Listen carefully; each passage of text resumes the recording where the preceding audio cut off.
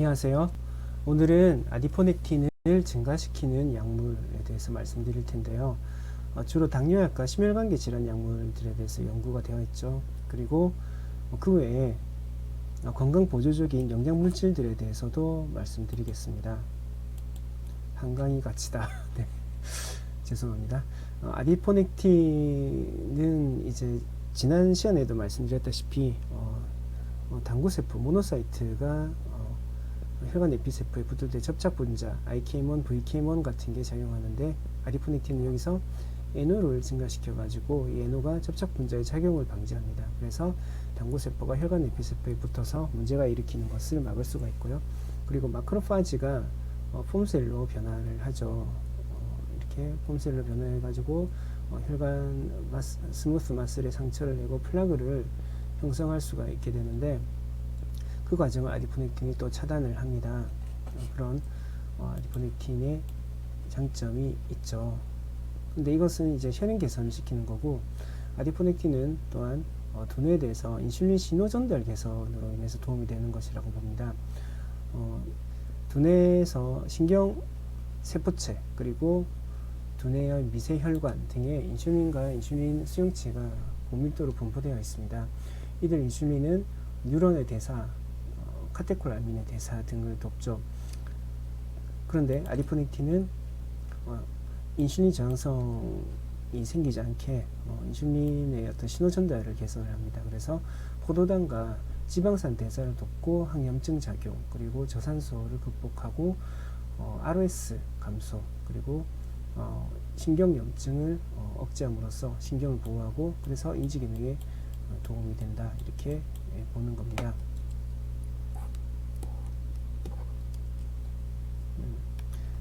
자, 가장 유명한 것으로 메포민이 있죠. 메포민은 AMPK 활성화, 아디포넥틴을 증가시키고 AMPK를 활성화해서 신경을 보호하고 알츠하이머 디지즈 병리를 약화시키는데요. 메포민은 그뿐만이 아니라 생명 연장, 그리고 항염, 항암 작용 후에 도움이 된다는 것으로도 요새는 많이 각광을 받고 있는 매력적인 물질이죠.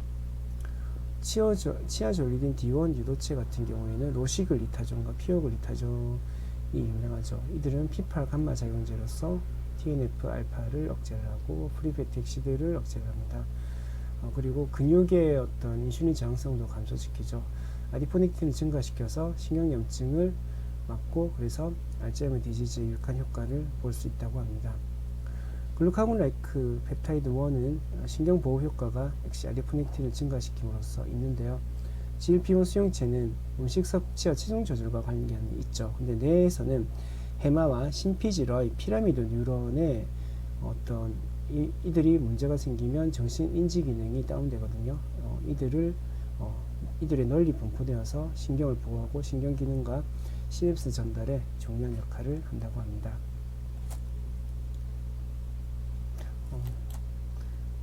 관련 약물로는 리라글루타이드 및 엑시딘4가 있고요. GLP-1 유사체로서 이들은 아디포넥틴의 상향 조절로 잘 알려진 물질들입니다. 그리고 시냅스 분해를 방지하고, 그래서 시냅스 가소성을 증가시키고 공간 지각 등을 강화한다고 해요. 여러 연구에서 알츠하이머 디지즈에 대한 GLP 유사체의 유익한 효과가 나타난 바 있습니다. GLP 기능 촉진제 및 GLP-1 유사체, 그리고 DPP-4 억제제는 아디포넥틴을 증가시키는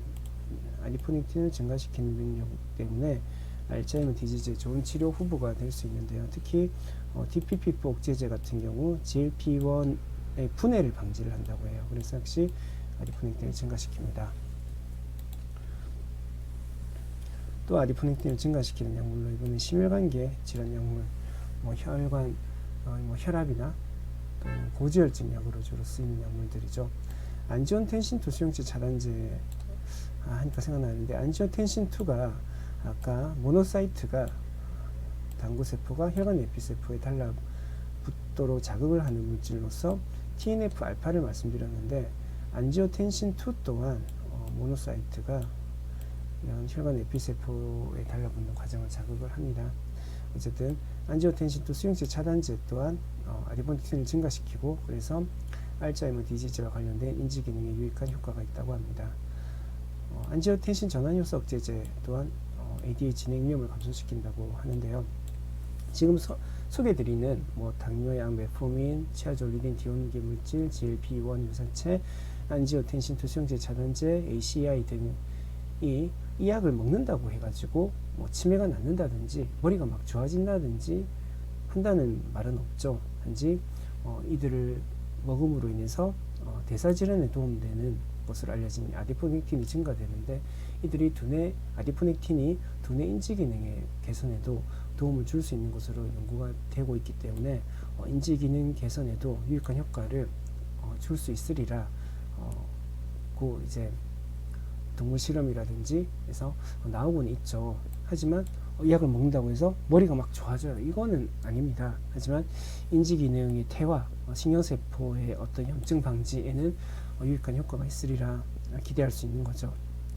피브레이트는 피파 알파 작용제입니다. 이들은 타우 인산화를 감지하고 아미로이드 베타의 병리 및 신경염증을 감소시킵니다. 스타틴은 신경염, 역시 아디포넥틴을 증가시킴으로써 신경염을 줄이고 그래서 알츠하이머 디지즈에 유용할 수가 있습니다. 아디포넥틴을 증가시키는 영양물질로는 실리마린, 레스베라트롤, 코큐민 등이 있죠.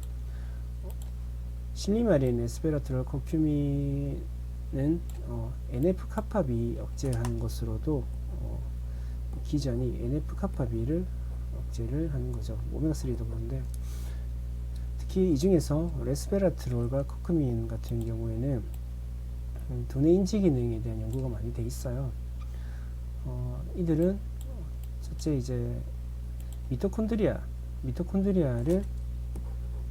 그러니까 우울증이나 불안 신경증 같은 것에도 도움되는 게 미토콘드리아 에너지 대사를 높이는 거예요. 산소 공급을 잘 시키고 이게 미토콘드리아 기능을 강화하는 거죠.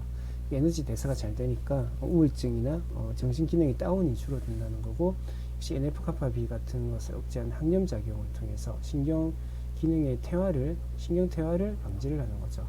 그래서 아디포넥틴을 증가시키는 이 실리마린, 레스베라트롤, 코큐민이 두뇌에도 도움이 될 수 있다고 보는 거고, 실리마린 같은 경우에는 다른 것보다 비알코올성 지방간에 도움이 되는 것으로 알려져 있죠. 역시 아디포넥틴을 증가시키고 그래서 부채 스트레스를 감소시킴으로써 기대할 수 있는 기능입니다. 오메가3나 비타민 D3 역시 항염증 작용을 통해 아디포넥틴을 증가시키고 항염증 작용을 통해서 두뇌 인지 기능에 도움을 줄 수가 있는데, 오메가3 같은 경우에도 비알코올성 지방간에 아디포넥틴을 증가시킴으로써 도움이 된다고 잘 알려져 있습니다. 하루 1g에서 3g 정도를服用하도록 하죠. 그리고 진제노사이드, 알비온, RG3는 이제 홍삼의 추출 물질들인데, 이 중에서도 특히 RG3 같은 경우에는 홍삼이나 인삼에서 문제가 될 수 있다고 하는 어떤 승열이라든지 승합작용에 대한 어떤 문제가 승합작용에 대한 어떤 문제가 없는 것으로 알려져 있습니다. 그러면서 항염증 작용이 있고 또 항암 작용도 있다고 하고요. 그리고 미토콘드리아 기능에 도움이 돼서 두뇌 인지 기능에 도움이 되고 아디포넥틴을 증가시킵니다. 한약 중에서는 갈근탕 같은 게 아디포넥틴을 증가시키죠. 자, 오늘은